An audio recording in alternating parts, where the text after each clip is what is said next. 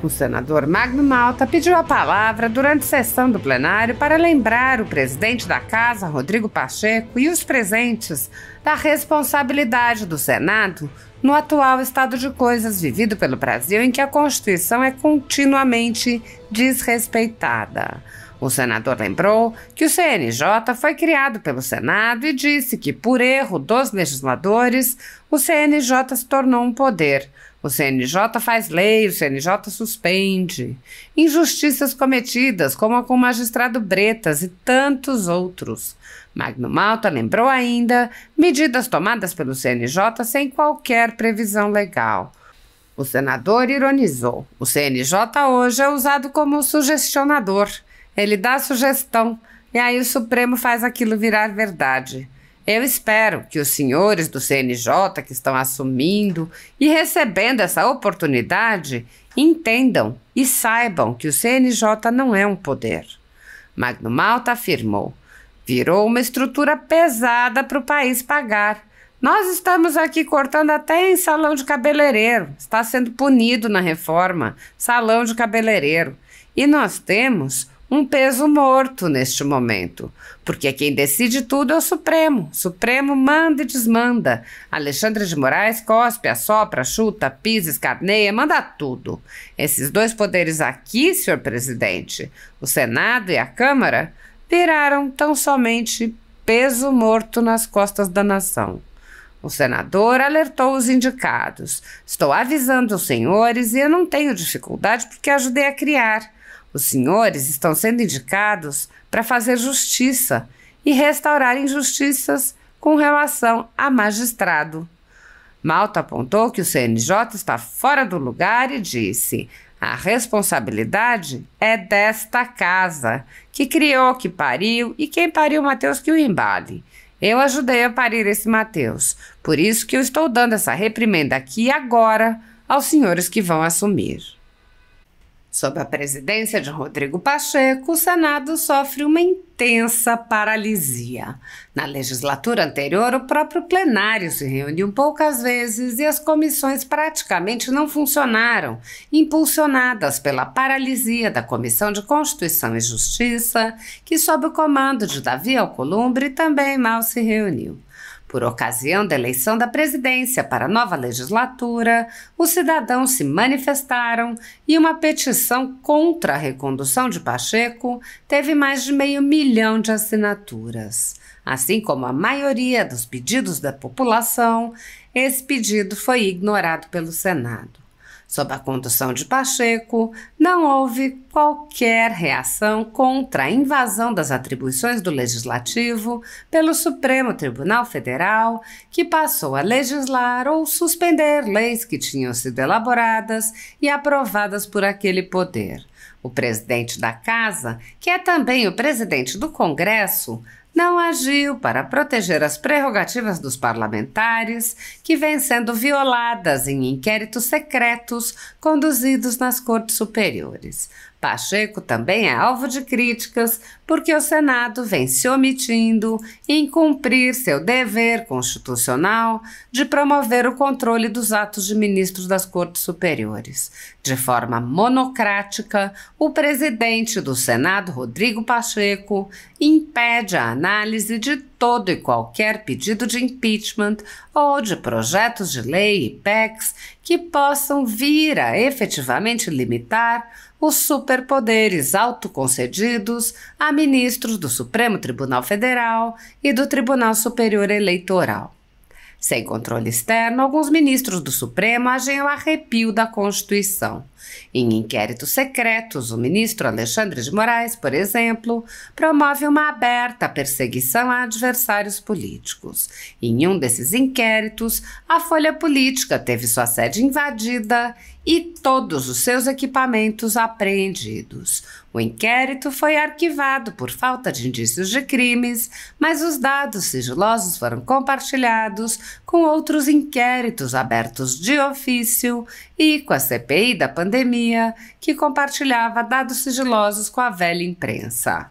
No chamado Inquérito do Fim do Mundo e nos inquéritos dele decorrentes, já houve prisões políticas sem que houvesse sequer indiciamento das pessoas presas, imposição de uso de tornozeleira eletrônica e prisão domiciliar em endereço diferente de onde as pessoas moravam. Quebra de sigilo de parlamentares, inclusive de senadores, quebra de sigilos de pessoas e empresas, inclusive de veículos de imprensa, quebra de sigilos do ajudante de ordens do presidente da República, censura de veículos de imprensa de cidadãos e parlamentares, bloqueio de redes sociais, de jornalistas, veículos de imprensa, cidadãos e parlamentares, buscas e apreensões em empresas, residências de familiares e gabinetes de parlamentares, proibição de contato entre pessoas que muitas vezes nem se conhecem, proibição a parlamentares de concederem entrevistas e de participarem de eventos públicos, intervenções no comando de partido político, prisões em massa sob alegações descabidas, multas estratosféricas que representam evidente confisco de propriedade, entre outras. A tudo isso e a muito mais, o Senado Federal assistiu passivamente. Nem mesmo a morte no cárcere de Clériston Pereira da Cunha, preso político do ministro Alexandre de Moraes, foi capaz de sensibilizar os senadores e tirá-los de sua letargia.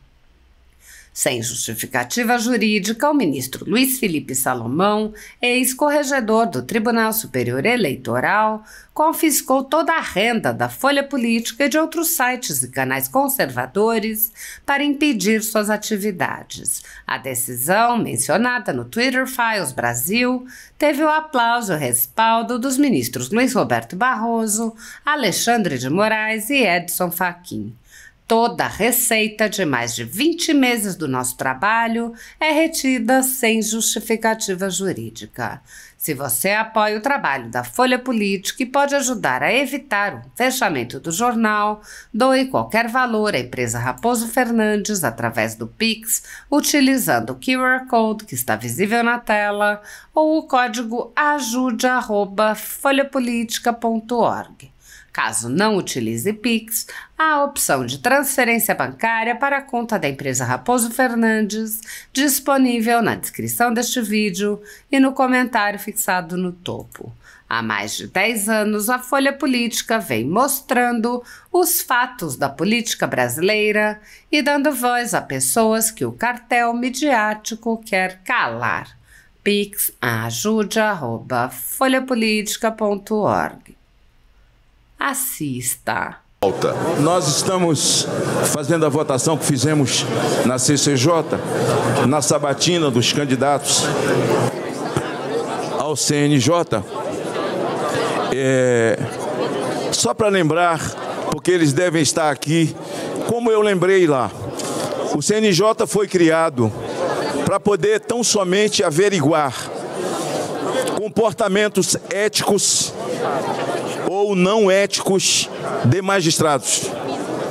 Simplesmente, foi o Senado que criou. E eu estava aqui. Cometemos um erro.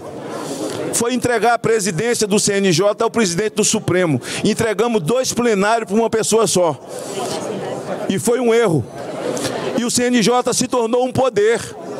O CNJ faz lei, o CNJ suspende injustiças cometidas como com o magistrado Bretas e tantos outros.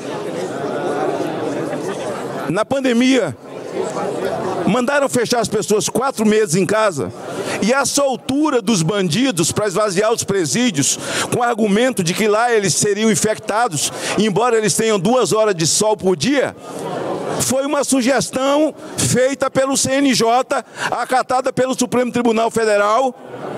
E o CNJ hoje é usado como sugestionador. Ele dá a sugesta e aí o Supremo faz aquilo virar verdade.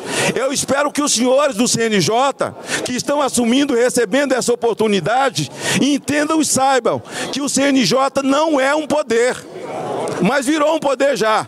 não é? E tem lá nesse poder tanta gente preparado, né? Tantas pessoas nomeadas, tanta gente com a cultura jurídica nomeada lá, que mamãe me acorde, a cultura jurídica de muita gente, me deu a vontade de dar um nome aqui, não vou dar não, que faz parte, indicados, não é? E assim virou uma estrutura pesada para o país pagar. Nós estamos aqui cortando até em salão de cabeleireira, está sendo punido na reforma, salão de cabeleireiro. E nós temos um peso morto nesse momento, porque quem decide tudo é o Supremo. O Supremo manda e desmanda. Alexandre de Moraes cospe, sopra, assopra, chuta, pisa, escaneia, manda tudo. Esses dois poderes aqui, senhor presidente, o Senado e a Câmara, viraram tão somente peso morto nas costas da nação. E ainda vem o CNJ. Então eu estou avisando os senhores, porque eu não tenho dificuldade, porque ajudei a criar.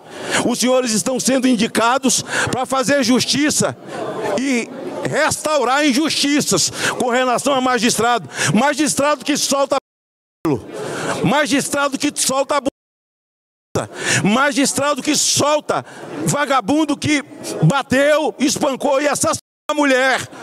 Logo em seguida está solto. Esse tipo de magistrado tem que ser punido. Magistrado que solta. Ontem em Linhares, senhor presidente, na minha cidade, no meu estado, foi preso um pego em flagrante que já tinha sido preso, cumprido prisão, assim, bem rapidinho, né? Porque normalmente preso, ele sai com um bom comportamento. Mas sabe por quê, senhor presidente? Ele sai com um bom comportamento, senhor presidente Pacheco? É porque lá não tem crime. Ele tem um bom comportamento. Ele vai para a rua com um bom comportamento. De novo esse filho de uma égua. Então o que acontece? Oi, Bahia, não é um filho de uma égua um cara desse? Então o que acontece? O CNJ precisa punir esse tipo de juiz, não é a doutora Ludmila, ideologicamente punida, não é o Bretas, por conta da Lava Jato. Então que o CNJ se ponha no seu lugar, porque está fora do lugar.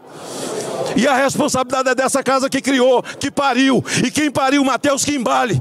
Eu ajudei a parir esse Matheus. Por isso que eu estou dando essa reprimenda aqui agora aos senhores que vão assumir.